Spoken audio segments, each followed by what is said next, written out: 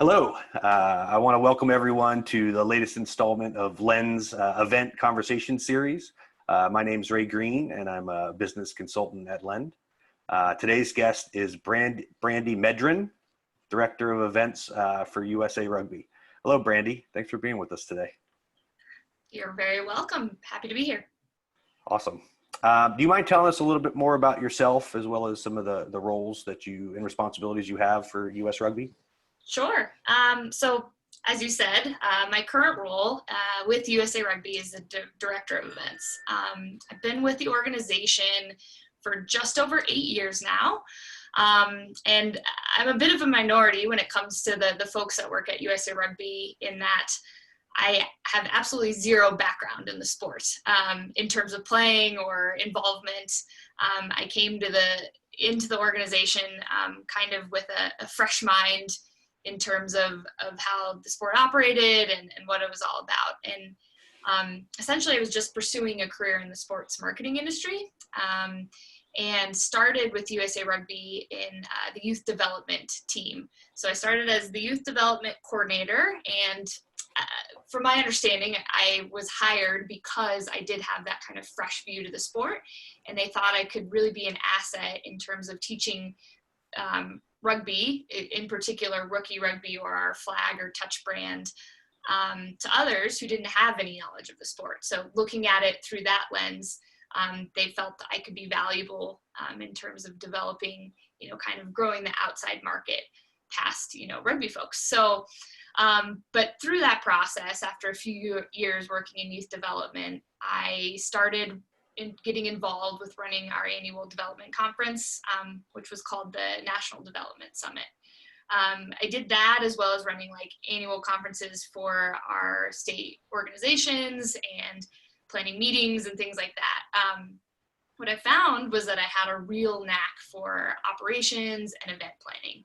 And so I kind of hunkered down into that skill set, and then a position opened up in our events department, and kind of took a big jump, a big career shift, even though I was at the same company, and was really fortunate enough to find kind of my passion in business. I love events. I love how it operates as an industry, and in particular sports events. So that's kind of how I landed in this role, and have kind of worked my way up and around and through the organization, and now run our events department. That's cool. That's a really great story. You were with USA Taekwondo before this, is that right? Judo. Judo. Yes, Ooh, that's probably an insult to the judo guys. Might be, but yeah, that was also an odd story as well. I was a soccer player growing up. I still play quite a bit of soccer, and growing up, wanting to be in the sports industry, I was always like, nope, U.S. soccer, it's the only place I can be.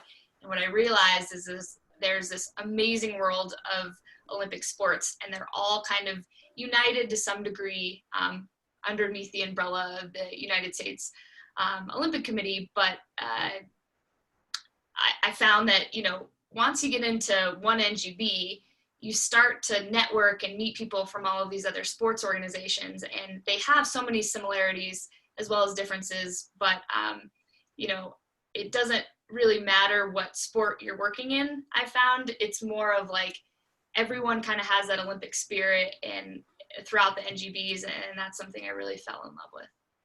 Wow, that's really cool. Yeah. Can you talk a little bit about U.S. Rugby's role kind of within rugby in the United States? What do they participate in? What do they govern?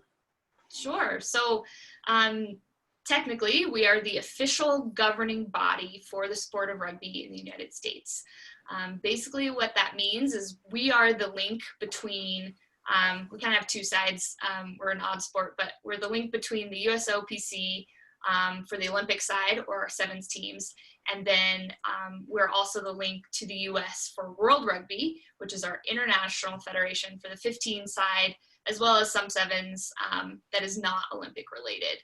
So we also do training and development nationally for athlete development, administration development, so getting organizations better prepped and ready to serve their rugby communities, as well as coach and referee development, which is a big piece of our business.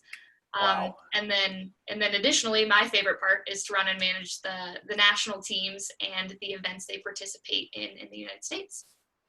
That's a wide array of events. Yes, very much so. Right. That's cool. I could see why that's fun for you. I could see why it might also be frustrating sometimes as well. It is. The U.S. is certainly one of the larger countries that plays rugby, and every state is a little bit different. So it is quite a large jurisdiction to try to unite on one front. But I guess we'll probably get into this later, but we are looking to restructure our organization to better suit the needs of the U.S. in particular. Got it. Cool. How has COVID obviously it's affected everybody, but how are you doing kind of in the midst of it? How is the team? Yeah, it's definitely not been a walk in the park, but I think it's pretty much safe to say that that's the case with every NGB, as well as every sports organization. USA Rugby going into COVID was already in some financial trouble before this all hit, but personally, I think we had a really good plan to get out of that situation. But the unfortunate part is when COVID hit, our membership dropped because people aren't playing rugby. They're not going to register with us. And then as well, we were supposed to have some funding through our international federation. But now you have all the unions under the international branch of World Rugby asking for money and help through this COVID situation. So that funding got backed up as well. So what that caused was it forced us into filing for Chapter 11 bankruptcy. So March was a particularly rough month for us as a team. We were first forced to lay off about 75% of our staff. And in particular for me, that was really tough. I had spent about 5 years really building and organizing a team for our events. And we were a team of 4, myself and 3 others. And I had to lay off all 3 staff that were under me. And it was hard. It's still really hard because, you spent years and years building something just to see it all go away within a day. So that was really rough, but trying to turn the corner and rebuild, and hopefully rebuild in a better way. Yeah. It's the only thing we can do, right? Exactly. Yeah. How has your routine changed, since COVID? We're all in lockdown now. Yeah. You look like you got a pretty comfy office there. Yes. How has your routine changed dramatically, or have you I started watching birds during this time, and awesome. I've got the intent to read every Sherlock Holmes novel ever made. So what are you doing to keep yourself busy? Yeah, obviously it's very different working from home. I mean, I was used to going into the office 5 days a week or away for event travel. So it's significantly changed my day to day. Really, I've been kind of laser focusing on my personal health and fitness. So I am an avid CrossFit athlete. So I've installed, a pull-up bar, a plyo box, got a weight set in my garage. So I've been trying to really focus on exercising every day. And then since, restaurants weren't open, at least in the beginning of things, I was, meal planning, trying to eat really healthy. So I found that focusing on myself kind of helped keep the focus away from all the bad and the uncontrollables really that were going on. That's awesome. Yeah. It's a very stoic approach. Thanks. Has there been any event organizations that you've kind of been watching through this that you've been thinking, wow, they're doing a really great job of it, or they've got some real challenges ahead? Yeah, I mean, the interesting part is, everyone's kind of struggling in the same way. And so I think it's really important when you're going through a time of crisis to look upwards to people you've looked up to as leaders and really see what they're doing. So I've been really closely following what World Rugby is doing in terms of how they're managing from a global perspective in the sport of rugby, as well as trying to jump into every USOPC conversation about COVID and how they're reacting as an organization and the trickle-down effects to the NGBs underneath them. I think I'm really fortunate in that both of those organizations, I think, have really great leadership and have done a really good job at managing the crisis as best as they can. And so just trying to take cues on their leadership style, how they're communicating, the processes they're going through, and how can I apply those same methods into my situation. So kind of looking upward. I know it's not necessarily like a direct reflection of what I can be doing, but just kind of in the theory and process of it all, looking up to those two organizations. Yeah, I totally get that for inspiration, right? If you think about, they've got a world market, they've done some research. You can at least kind of pick and choose what's working for them and try to make it work for you. Yeah, absolutely. Cool. Now, if you don't mind, we'll dig into what everybody's here for. The actual event operations. Most of the people that are going to hear this today are in the kind of down and dirty to make things happen for events at a global scale, as well as anything from a 50-person type of event.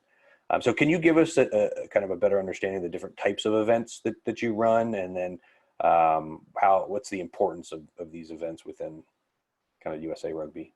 Yeah, absolutely. So I would kind of split our events into, well, probably 3 categories, but the events I personally run is only 2 categories, which are our National Championship Series events, and that is for adult club rugby as well as collegiate rugby in the US. And then the other side of the branches are international events that are held within the United States. So they're pretty much completely different beasts in terms of how you manage those and kind of your goals. So the first and the National Championship Series, it's really all about the community, and we view those events as a membership service. So if I'm an adult playing club rugby and I pay my membership dues, part of the membership dues that you're paying, at least in the past, obviously we're restructuring things a bit, but in the past have gone into a pool that helps us deliver those championship events. So I think for us, when we're planning those, instead of looking at, hey, can we bring in a big name sponsor, or, are we trying to sell sponsorships and things of that nature? What we're really looking at is how do we best serve the member that is participating in that event. So are we getting good venues? Is it easily accessible in terms of flights if you're having to travel into that event? Are there hotels that are affordable nearby that you can stay at? Is there a good amount of places to go get something to eat before or after your games? So things like that is what we're focused on there, and more closely focused on the participant experience. Got it. How many people will come to one of those events, players and fans and everything? What would be your guess? Yeah, if you look at kind of the ratio, that's where I think it's interesting. So for those championship events, it's mostly the people there are the participants. It's vastly different for a 7s event versus a 15s event. But like, for example, our club championships, I think we see about 12 teams in that versus your 7s championships, where you're going to see a lot more teams, but the team size is going to be smaller. Right. Fan wise, we're never really over more than 1,000 fans at any given championship event, because most of those fans are going to be friends and families of the competing players. And, kind of in terms of local draw, it's not really there yet. So it's definitely more focused on the community aspect. Got it. And coordinating all the different aspects of that. Is somebody running that at the local level and you're supporting it, or are you as events for USA Rugby running that event? Yeah, so traditionally we as USA Rugby have been operating and running those events. I think at one point in time, the goal was to get somebody at the local level to produce that. But we felt that if you're paying a portion of your membership money is going into running these events, we took it upon ourselves to put staffing there and actually come in and manage those events to make them more elite and feel more like a USA Rugby event rather than just throwing our logo out there and saying Right. you're participating in a USA Rugby event, but it's just, just because the logo is there, it's really local. So we did actually go in and run those events. We are looking at maybe changing that up across some of the levels, but those conversations are ongoing. So I'm not really sure where it's going to end up at the end of the day, but definitely taking a look at that now. Yeah.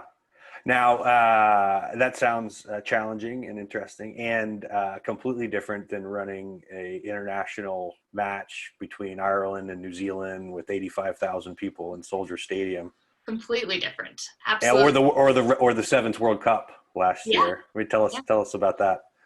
Yeah. So, in terms of international events, the focus, like you said, the focus is absolutely different. So there are a lot more pieces coming in terms of the commercial side, the broadcast side. Your venue is going to be so much different. So for a championship event, we could be playing at a local park. Now all of a sudden you're shifting over to AT&T Park in San Francisco. I mean, it's the scope and size and the people you're working with is completely changed. Mm-hmm. And, while both have a competition focus, on the international side, there are a lot more details and rigidness to the services that you need to provide for those teams to create the high performance environment that they need to succeed. So, right. So for example, meals, we're not touching meals on the side of the national championships, but in terms of meals at like a sevens event, that was one of our biggest kind of build outs we had to do. Is you have to build out a meal tent, you have to bring in caterers, you have to really fine tune the menu so that it's A, nutritional, and B, fits all of the countries participating and what they traditionally eat. So it's, something people wouldn't normally think about, but right. it's a big part of what you do on the international event side. Right. Wow. That's really interesting. What about quality assurance across the events, right? You've got events at different places all over how do you keep kind of brand continuity across that? Yeah, it's definitely, in terms of brand continuity, I think it's something that I personally would love to get better at and have more expertise. But the way I've been tackling it is really developing templates for everything so that things stay consistent. So when I go to a new building or facility, I'm providing them the same template with pictures, diagrams, explanations of what we need that are the same across every single other event we do. And so, actually this is a good tie into these times. During COVID, I have been reaching out and receiving other countries' templates, other NGBs, how they do things, and fine tuning our templates so that it makes sense for, kind of that traveling band mentality, but to create consistency across all of our events. Right. That's, templates. That seems simple, right? Yeah. But I'm sure it's hard. How many events in a normal situation, how many international events would there be here in the United States that USA Rugby would be a part of? Yeah, anywhere probably from, I would say 8 to 12 in a given year. I mean, we kind of ebb and flow based off of World Cups. And it's more complicated by the fact that we have both sevens, 15s, men's and women's. So we have 4 I guess the men's and women's are combined on the sevens, but we have 3 World Cups that we're looking at, and they all run in 3 different cycles. So, right. For example, next year, 2021 is the women's Rugby World Cup for 15s, and that's happening in New Zealand. So we, are, in terms of hosting, women's events, that number is going to decrease because, they'll be in the World Cup for that duration. Right. We wouldn't be hosting events. In the men's World Cup year, it's the same thing. The number of events we host for the men go down because they're participating in the World Cup. Now, as you saw with sevens, that also changes when we're hosting the World Cup. So right. that was a massive event that, took up a lot of our time, and we actually, contracted out and created an entire separate entity of USA Rugby to run and manage that event. So every year's really different, but at least it's cyclical and we can kind of plan for that. Right. So I know right now there aren't any events planned kind of in the near term. Everybody's kind of wait and hold for that. And you're considering, how you might be able to use virtual in the future. But I was interested in how you're considering kind of moving media to virtual. You talk about tents and, think about the sponsor tent and how important that is to, events or rugby events. How are you shifting in the way you're thinking about that? Yeah, so we actually started this conversation before anything COVID related happened. What we were experiencing at many of our internationals, especially the ones where maybe the competition wasn't as intriguing, or you knew it was going to be a blowout to some degree, we would set up our press conference, and it was almost, I hate to use this word, but like embarrassing, because you'd have your head coach and your players, and they've just won this game, total blowout, another team, and there's maybe 3 or 4 people that show up to the press conference, because I think from a media perspective, you're all assuming it's going to happen. It's not very intriguing, and it's a smaller event, so we're not hosting in like a major city hub, so traveling media aren't too keen to come in. Right. And we were like, how do we battle this problem of continuously not getting enough media to fill out our press conferences and interviews and things like that? So what we started doing was kind of prepping our coach and players with a set of questions that are typically asked in a press conference, and then we would record that, have somebody kind of do the interview, and then post that out and do a bit more of just like, it was already a bit virtual, and the hope was to reach more media that way. But what's great about all of this new learning about virtual environments is we're starting to identify how we can take that a step further. And I think it can only benefit an organization like ourselves and other NGBs that, rugby has a really global reach. If you look at US based media that cover rugby, it's really, really small in terms of what globally, rugby specific media is out there. So to reach our global audience, the only way to do that is virtual, in my opinion, or to expand on that is to go virtual. And so I know you guys at Lens showed me some stuff with golf and what they're doing around media in a virtual environment. And I think we're really keen to pick up on and learn some of those ways. And hopefully, even when all of the COVID stuff is said and done and we're back to having in-person events, I think it actually makes sense on the media side to switch over to a virtual environment, even when you can't meet in person, just to get that global reach. Yeah. It's really interesting to see how different organizations are approaching that today. I agree with you 100% on the global reach, at least with what we've been hearing with people that have been holding virtual events, is they'll get, 3 to 5 to 10 times the people to attend, right? Just because it's more accessible. And then in the media situation, it could be really interesting because those are all the people that the sponsors want to speak to, right? And be able to engage. And so, this virtual situation will give us a lot more access to that than maybe in the past. Yeah, absolutely. And, you can only hold so many people in a press box during a game or a press conference. But if now you're going virtual, essentially that media reach is limited now, which I think is a really interesting thing to look at. Yeah, I agree. And then just, and just digital media in general, all of that engagement enables the sponsor to better understand, who it is that they're working with, and then be able to provide, different things that are interesting for them and will be useful. Absolutely. What are there any other kind of sports organizations or anything that you admire, right now that you think, wow, I really kind of want to be like them when I grow up outside of World Rugby? Yeah. During this time, I've actually really been looking at the models of two organizations in particular. One is the PLL, the Professional Lacrosse League.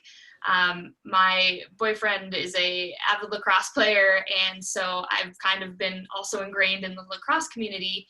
And they were watching the PLL league about a year ago, and I was confused. I was like, well, where is that team from?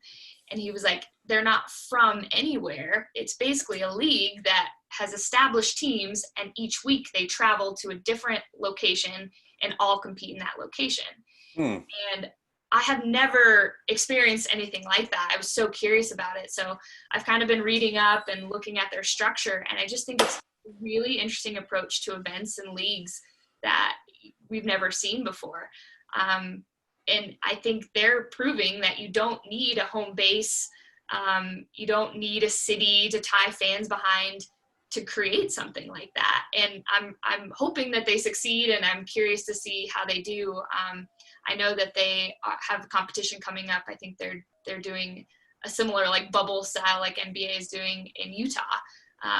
But they're already doing it. So I'm really curious to see how they do compared to like the likes of the NBA, who have not traditionally done that style of event. Right. So, I'm definitely watching them. And then the other one is in the CrossFit world. I recently watched the Rogue Invitational competition, and they did that competition virtual. And I thought that was so interesting because what they did, and this is kind of on an individual sport versus lacrosse, which is the team sport side, but they essentially shipped out pallets to each of the athletes in their home gyms. And then they assigned, local judges to each of those. And then watching it live as a consumer, basically I had like a Zoom meeting, but with each athlete competing in that specific event in all parts of the world. Oh, And wow.